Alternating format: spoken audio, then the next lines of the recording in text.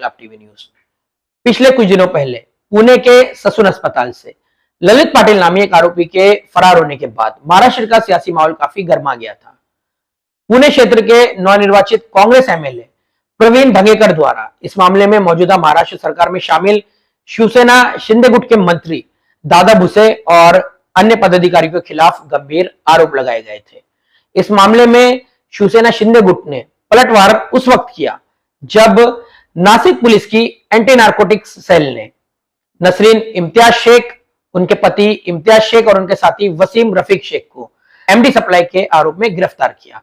जब नासिक पुलिस की anti narcotics cell ने इन तीनों ड्रग्स माफियाओं से पूछताछ की कि तुम्हें सप्लाई के लिए ये ड्रग्स कहां से मिलता है, तो उन्होंने बताया कि उन्हें ये ड्रग्स मुमरा अमृतनगर के रहने वाले सलमान शकील फाल्के द्वारा सप्लाई किया जाता है। नासिक पुलिस ने फौरन सलमान शकील फाल्के को हिरासत में लिया, जिसके पास से एमडी भी बरामद हुई।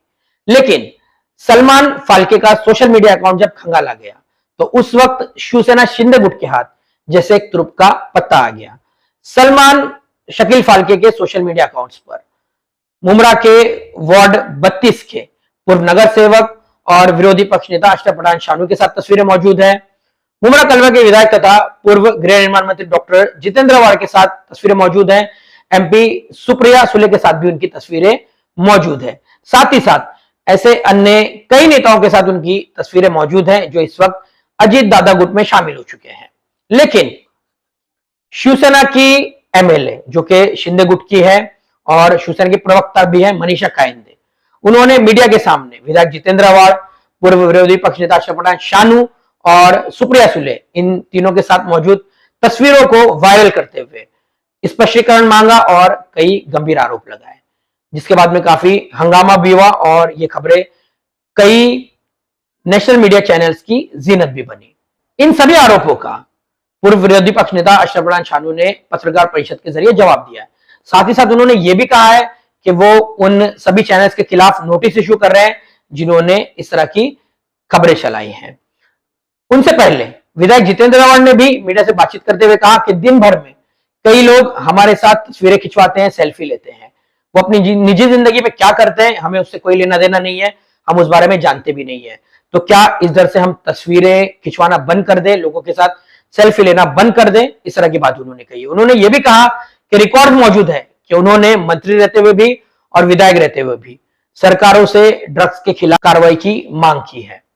ये आरोप और प्रत्यारोप अपनी जगह, लेकिन यह भी हकीकत है कि मुमरा कौसा में नशा दिन ब दिन अपने पैर पसारता जा रहा है और प्रशासन इस पर लगाम कसने में नाकाम है।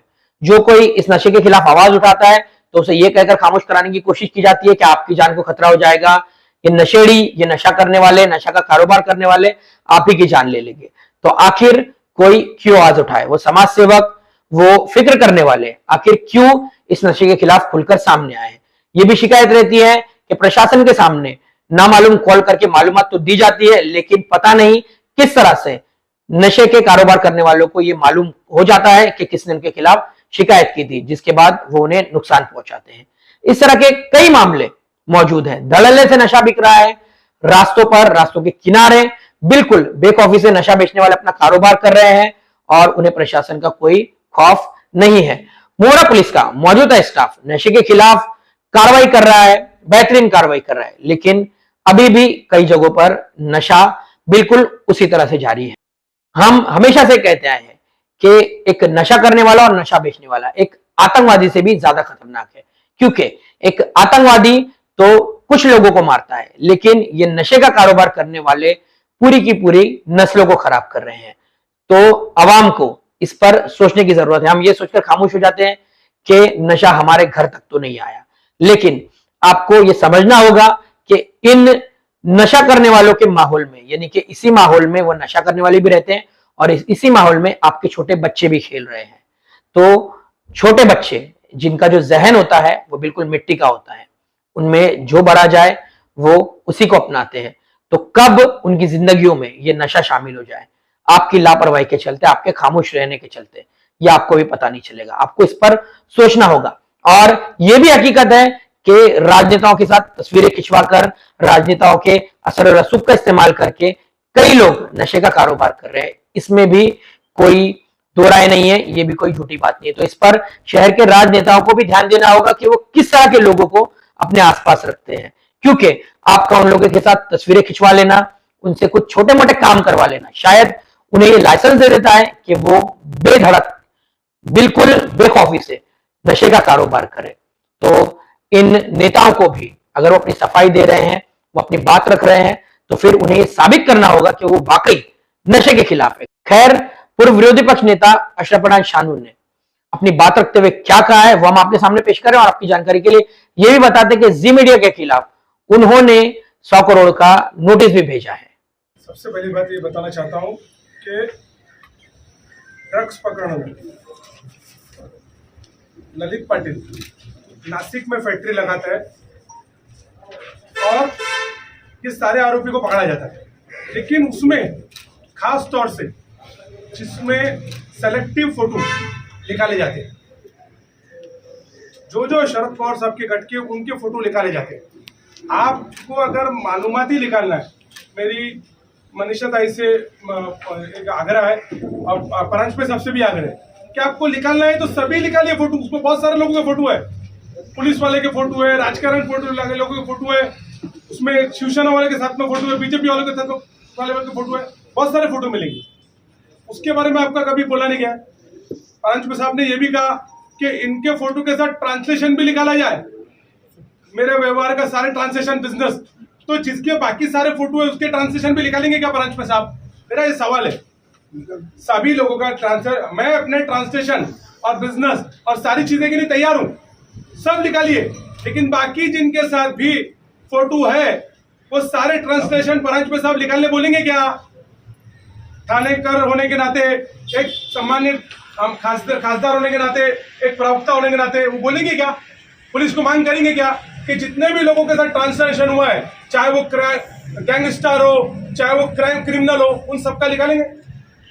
अरे बीजेपी के साथ दोगे तो आपको गैंगस्टर से संबंध हो, आप मर्डर वालों से संबंध हो, आपके क्रिमिनलों से संबंध हो, आप खुद क्रिमिनल क्राइम कर रहे हो तो भी आपको चलेगा। आपके ऊपर कई कुछ भी क्राइम हो, आप बीजेपी में आ जाओ, वॉशिंग पाउडर निर्मा।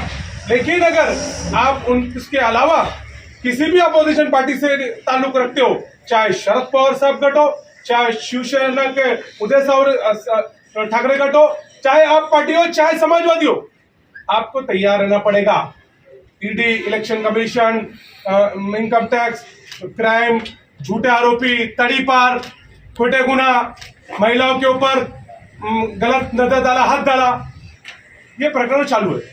तब से राष्ट्रवादी कांग्रेस पार्टी और उद्धव ठाकरे जी की सरकार गई है, तब से सेलेक्टिव लोगों को टारगेट करके बड़े बड़े गुनाहों में डाला जा रहा है। आपको मैं छोटे से 2-3 उदाहरण देता हूं। ये देखिए, 23/2/2023 को मैंने माननीय शरद पवार साहब और देश अपने महाराष्ट्र के गृह मंत्री देवेंद्र फडणवीस जी, चीफ मिनिस्टर, कमिश्नर, सबको पत्र लिखा 23/2/2023। तो मैं शरद पवार साहब का कट्टर समर्थक हूं और मैं शरद पवार साहब और जितेंद्र अवार्ड सबसे घटता हूं। आने वाले वक्त में मेरे परिवार के ऊपर हमला हो सकता है, कहीं खोटे गुना डाल सकते हैं, मुझे कुछ भी, हम पे कोई ऐसी चीजें हो जाए जिसके ऊपर आप आश्चर्य नहीं है, लेकिन पुलिस विभाग अपना फर्ज अदा करके जो फैक्ट थे वो करे। ऐसा पत्र मैंने पानी पवार साहब से लेकर सभी डिपार्टमेंट को दिया, लेकिन आप उसके बाद देखिए, आपको आमदार के खिलाफ जब खोटे गुना दाखिल हो सकता है तो हम कुछ नहीं है। जब इस मिनिस्टर, देश के नेता, महाराष्ट्र के लोकप्रिय नेता जितेंद्र अवार्ड सबके पास इंक्वायरी किए बिना 15 मिनट में एफआईआर दाखिल हो सकती है, और एफआईआर के ऊपर एफआईआर थाने के कार्यकर्ताओं के ऊपर, राजकीय कार्यकर्ताओं के ऊपर तड़ीपार लाइन से निकाला जा रहा है। तो फिर आपको प्रेशराइज किया जा रहा है कि आप हमारे साथ आओ और वॉशिंग पाउडर निर्मा के में आके आप कुछ भी क्राइम करो, आप क्रिमिनलों के साथ ताल्लुक रखो, मर्डर करने वालों के साथ ताल्लुक करो, खून करो, आप लोगों को ब्लैकमेल करो, आपने कितना भी बड़ा घोटाला किया हो, आपको कोई सवाल नहीं करेगा। अगर आप विरोधी हो तो आपने अगर चीटी को भी नुकसान पहुंचा है तो आपको आपके पूरी जिंदगी का बाइट देना पड़ेगा। देखिए, राजकारण में इल्जाम लगाया जाता है, हम उसके लिए तैयार हैं। आने वाले वक्त के अंदर हो सकता है हम में से कई लोगों के ऊपर खोटे गुनाह हो, हम में से कई लोगों पे तरीका किया जाए, उसकी भी तैयारी है। लेकिन हम शरद पवार साहब को नहीं छोड़ेंगे। हमारा स्टैंड है, जो भी इस देश को तोड़ने वाले राजकारण लोग हैं, जो भी भाजपा के साथ गए लोग हैं, हम उसको एक्सेप्ट नहीं करेंगे। उसके लिए हमको मालूम है खामियाजा भुगतना पड़ेगा, हमारी उसकी तैयारी है। अब ये देखिए, जो चैनलों ने बेतक जिन लोगों ने मुझ पर इल्जाम लगाया, पार्टी के ऊपर इल्जाम लगाया, मैंने उनको नोटिस भेजा। ये नोटिस की कॉपी, ये नोटिस की कॉपी है, उसके ऊपर 100 करोड़ रुपए का मानहानि का केस दाखिल किया। भाई दिखा, ये देख सकते हैं आप, 100 करोड़ रुपए मेरे साथ, मेरे पक्ष के जो बदनामी किए जा रहे हैं, माजी विरोधी पक्ष नेता, वाजी विरोधी पक्ष नेता, उसके साथ ये नोटिस पे जो फैक्ट है वो लोगों के सामने आना चाहिए। मेरा एकदम क्लियर स्टैंड है। ड्रग्स के मामले को आप छुपाना चाहते हैं क्या? जो मेन पेडलर है, जो मेन सप्लायर है, वो थाने में घूम रहे, कलवा मुमरा थाना में घूम रहे, उनका क्या? उनको नहीं करके आप छोटी मछली करके राजनीतिक लोगों का नाम डाल के इससे मिसगाइड करना चाहते हैं पूरे मामले को। मैं एक थानेदार होने के नाते, महाराष्ट्र होने के नाते, एक नागरिक होने के नाते देश का, मैं सिर्फ यही चाहता हूं कि बड़े पैडलर लोग जो मेन उनसे संबंध रखते, उनको क्यों नहीं लाया जा रहा है? उनको छोड़ के आप पॉलिटिकली लोगों का नाम करके आप न्यूज में दिखा के ये मामले को दबाना चाहते हैं क्या? इन्वेस्टिगेशन टीम से, मैंने तो गृह विभाग से और सेंट्रल गृह विभाग से यही मांगनी है कि इसमें मेन पैडलरों को छोड़ा जा रहा है शायद, और छोटे छोटे लोगों का, राजकारण लोगों का नाम लेके तो उसको क्लोज करा जा रहा है। यही मंशा है क्या आपकी? इसीलिए मैंने खास ये नोटिस भेजा, इसके जवाब बना। साथ ही में मैंने पुलिस स्टेशन में तकरार दाखिल किया। क्रमांक 500 प्रमाण पूरा दाखिल करने के लिए किया। ये है कि कॉपी इसके साथ अटैच करके, ये सब सुबह से ही मैंने करके लिया। ये अगर इसका खुलासा नहीं किया गया तो क्रिमिनल ऑफेंस के आधार पे भी हमारे एडवोकेट ने कहा है गुना दाखिल होगा। मानहानि तो होगी, तो आपने हमारे पक्ष सुप्रिया ताई, अवार्ड साहब, मेरा साहब, विरोधी पक्ष नेता शानू पठान, उसके घरे ड्रग्स सापड़ला, ऐसे कई करके बातचीत दिखाई, तो जिसकी वजह से मेरे परिवार, मेरे बच्चों पे लोगों को, उनको फोन आ रहे हैं, मेरे बच्चों पे, मेरे परिवारों को लोगों के फोन आ रहे हैं, मुझे महाराष्ट्र से कई जगह से फोन आ रहे हैं कि ऐसी क्या घटना हुई। तो आप हमारी इज्जत को बदनामी करना चाहते क्या? यही आपकी मंशा है? क्यों नहीं आप इतने बड़े बड़े आंदोलन करते और सारी चीज क्यों करते? आइए, बड़े पेडलरों के ऊपर करिए बात। आप ये देख रहे हैं कि थाने में कितने रेट परसेंट गुना बढ़ गया है, क्राइम कितना बढ़ रहा है, ड्रग्स माफिया खुलेआम घूम रहे हैं। क्योंकि जो सत्ताधारी के पक्ष के लोग हैं, उनके ऊपर ही आप आशीर्वाद दो और उनको हमारे पार्टी में ले लो, तो आपके ऊपर गुना दाखिल नहीं होगा। क्रिमिनल के हौसला बुलंद हो रहा है। और छोटी छोटी जो कार्यकर्ता है, जो नगर सेवक है, जो विरोधी पक्ष नेता है, उनको बोलो हमारे साथ आ, नहीं तो तेरे परिवार को नुकसान पहुंचाएंगे, तेरे को जान से मार सकते हैं। और सबको छोड़ो, और अवार्ड सबको छोड़ो, तुमको कोई दूसरे गुना में डाल सकते हैं, कभी रेप में डाल सकते हैं, कभी ड्रग्स में डाल सकते हैं, कभी ठंडी में डाल सकते हैं। ये सारी चीज मैंने 23 तारीख दूसरे महीने में सभी लोगों को कंप्लेंट के जरिए बताते हैं। ये कॉपी आपको मैं दे रहा हूँ। पवार साहब से लेकर गृह विभाग, सेंट्रल गृह विभाग के स्पष्ट जांच होना चाहिए। तो मैं आपसे बोलना चाहता हूँ, तो परांजपे साहब को भी मेरा ये बोलना है कि सारे जिनके फोटो देखे, उन सबके भी बिजनेस ट्रांसलेशन सभी निकाल के दे दीजिए डिपार्टमेंट को। मेरा तो आप दे दीजिए, मेरी भी निकाली, और साथ में सबका निकाल दीजिए। मेरी उनसे यही आग्रह है कि ये इसके लिए कदम बढ़ाइए। आप आज सत्ता में रह के ड्रग्स पेडलर कलवा मुमरा थाना में बड़े बड़े सप्लाई को घूमे जा रहे, उनको फोन किया जा रहा है तुम भाग जाओ, और छोटे लोगों का नाम डाल के, राजकीय लोगों का नाम डाल के इस मामले को कैसा दबाया जाए, ऐसा कहा जा रहा है। मैं एज अ थानेदार यही मेरी आग्रह विनती है गृह विभाग से और सभी, और आपसे भी मैं ये बोलना चाहता हूँ कि आप आगे आइए, अब पैडलर लोगों को अरेस्ट कराइए, पैडलर लोगों को। नहीं तो आज ऐसा ही हो जाएगा कि बीजेपी के साथ और उनके सपोर्ट करने वालों के पार्टी के साथ जाइए, आप कितना भी क्राइम करेंगे, खुलेआम घूमिए थाना में, उनका आशीर्वाद रहेगा, आपको कोई पुलिस स्टेशन में, कोई तकरार में, कोई एजेंसी, ईडी, सीबीआई, एनआईए और उसके बाद पुलिस, आपका नाम भी होगा, आपके नाम होंगे गुना में, आपको तपास को भी नहीं बुलाया जाएगा। और अगर आप विरोध में हो, आपके नाम नहीं होंगे और फोटो भी होंगे, तो आपके परिवार को दबाव डाला जाएगा, आपको टारगेट किया जाएगा, झूठे आरोपों में डाला जाएगा। मेरा स्टैंड क्लियर है, हम लोग जातिवाद पार्टियों के खिलाफ है, चाहे कुछ भी हो जाए। हम बीजेपी और बीजेपी के सपोर्ट करने वालों के साथ हरगिज़ नहीं जाएंगे। उसके लिए शायद मुझे, मेरे परिवार को इससे ज्यादा खामियाजा भुगतना पड़ सकता है आने वक्त पे। हमारी उसके लिए पूरी तैयारी। मनीषा पांडे के ऊपर भी इस तरह से नोटिस दी गया अपनी तरफ से, तो जिस तरह आपने बोला कि उनके नाम से नाम दावा है, मनीषा पांडे को सबको नोटिस दिए, जो लोगों ने मेरा नाम लिया है उनको सबको मेल के थ्रू नोटिस भेजा। अब एडवोकेट उस पर यह भी आज डिटेल दिखा रहे लॉ की भाषा में कि क्रिमिनल केस दाखिल हो सकता है क्या। ये तो डेफेमेशन और नोटिस है, क्रिमिनल केस दाखिल करने की मेरी तैयारी चल रही है, क्योंकि आपने जोड़ा है और हमारी पूरी तैयारी है, पूरी तैयारी। माननीय प्रांशुपाल साहब जी, सारे ट्रांसलेशन हम लेने के तैयार है और निकाल लीजिए, बिजनेस से लेकर सभी। लेकिन आपसे विनती है कि आप सभी लोगों का निकालिए, आपके जितने भी लोग हैं उनका ट्रांसलेशन प्लीज निकालिए, उनके फोटो प्लीज निकालिए और उनके लोगों को, उनका किससे संबंध है और किस किस जगह पर ट्रांसफर हो और कहाँ कहाँ गए, कहाँ का खर्चा किए, वो पहले थाने के जनता को सामने लाइए और हमारे भी रख दीजिए। हमारी तैयारी है, अगर प्रेशराइज करके हमारी और पार्टी की और हमको टारगेट करके बदनामी की जाएगी और शरद पवार साहब जितेंद्र रावत छोड़ के नहीं छोड़ो, ऐसा करके बदनामी करके प्रेशराइज किया जाएगा, खोटे गुना डाले जाएंगे, तो हम ये ज्यादा दिन बर्दाश्त नहीं करेंगे।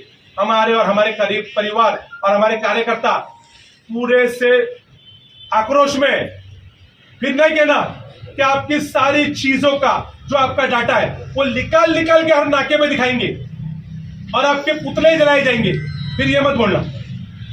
शानू भाई, जिस तरह से सलमान फाके का आपके ड्रग्स मामले में ललित पाटेकर से आपका नाम जोड़ा जा रहा है, तो क्या थाने में कौन ड्रग पेडलर उसका कोई नाम बता सकते हैं? आपको मैं क्लियर बता रहा हूं, मुमरा कलवा थाना में कई जगहों पे मेन ड्रग पेडलर लोग को बोला गया है कि आप भाग जाओ। ये आप क्या दिशाहीन कर रहे क्या? मनीषा ताई, परांजपे साहब, आप क्या चाहते? ये मुद्दे से डिपार्टमेंट हट जाए क्या? पेडलर लोग छूट जाए क्या? तो राजकीय लोगों का नाम उछालो और राजकीय लोगों का भी, उनका सेलेक्टिव लोग जो आपके साथ नहीं है, सेलेक्टिव लोगों का आप नाम और फोटो निकाल रहे। आपके साथ के लोग जिनके फोटो और ट्रांसलेशन और उनकी बात तो आप कर रहे नहीं, सेलेक्टिव लोगों का आप नाम निकालिए मत, फोटो मत निकालिए। आपको मालूम नहीं है आपके भी और आपके सारे साथ में रहने वाले लोगों के किन किन के साथ फोटो, हमको उजागर करना पड़ेगा प्लीज। हम तो, हमारी तैयारी है, आपकी भी तैयारी है। शानू भाई, जो सलमान फाके का जो फोटो आपके साथ वायरल हो रहा है, आप सही में सलमान फाके को पहचानते हैं या किसी मौके पे ऐसे ही रास्ते में मिलना हो गया और उसका बाद में फोटो निकाल के फोटो वायरल किया गया है, उसके बारे में आपने अभी तक कुछ खुलासा नहीं किया? मेरा स्पष्ट मामला है कि सलमान फाके के साथ फोटो है। संबंध की बात करिए, ट्रांसलेशन संबंध, ड्रग्स पेडलर लोगों के मामले के अंदर मेरी भूमिका क्या है, उसकी डिपार्टमेंट इंक्वायरी करे। उनके लिए अगर उसमें मेरा नाम आता है कि हाँ मैं उस व्यवसाय में या उसमें कहीं भी मेरा मामला दे, तो मैं फांसी की शिक्षा के लिए भी तैयारी है मेरी। लेकिन मेरा क्लियर बोलना ये है, प्रभाग के अंदर, उस मुमरा कोसा के अंदर राष्ट्रवादी कांग्रेस पार्टी के नगर सेवक है, राष्ट्रवादी कांग्रेस के आमदार है, जो सलमान फाके कई बार उसको शौ के फोटो खींच देगा, इसलिए सबके साथ उसके फोटो है, सबके साथ, ऐसा कोई नहीं है। आप फोटो निकालेंगे तो वो सारे लोगों के साथ उसके फोटो मिलेंगे, बीजेपी, राष्ट्रवादी कांग्रेस पार्टी, कई नगर सेवक, कई पुलिस अधिकारी के भी फोटो है। हमने तो, हम जब डॉक्टर जितेंद्र रावत जी की बात करते हैं, आप देखिए ये हमारी मुहिम है, ये मुहिम है टाइम्स ऑफ इंडिया, ड्रग्स वालों को मुंह काला करके घुमाया इनने। आपने कितने को घुमाया? आपके नेताओं ने कितने को घुमाया? ये ड्रग्स पेडलर लोग है, उनको हमने मुंह काल करके घुमाया। आप में हिम्मत है? हमने अपनी जान का जोखिम लिया। हमारे में इसके बाद एनसीबी हुई, लेकिन हमने तैयार नहीं किया। हम रास्ते पे उतरे और ये मुहिम तो डॉक्टर जितेंद्र अवार्ड जी ने एमडी को ड्रग्स में डाला ही अवार्ड साहब ने था, विधानसभा में कोई क्वेश्चन पुटअप करके, और उनकी मुहिम कंटिन्यू हुई। आपको मालूम है अवार्ड साहब कंटिन्यू कलवा मुमरा के लिए ट्वीट कर रहे, थाना के लिए ट्वीट कर रहे हैं, इस गली में ड्रग्स मिल रहा है, ये गली में पेडलर है, ये गली में ये बेच रहा है। क्या कार्रवाई हो रही? ये गली में क्रिमिनल है, बल्कि अवार्ड साहब और पॉलिटिशियन लोगों में कार्रवाई हो रही है। इसका कारण हमारे साथ आ जाओ और फिर जो चाहिए करो। ये मुहिम के हमारा हिस्सा है। हम और हमारा परिवार, हमारी पार्टी और अवार्ड साहब ड्रग्स के विरोध में, और हमारा पेडलरों के मामले में आता है तो हम फांसी के लिए भी तैयारी है हमारी। फांसी की शिक्षा दो हमें भी और जो लोग कर रहे हैं उन्हें भी।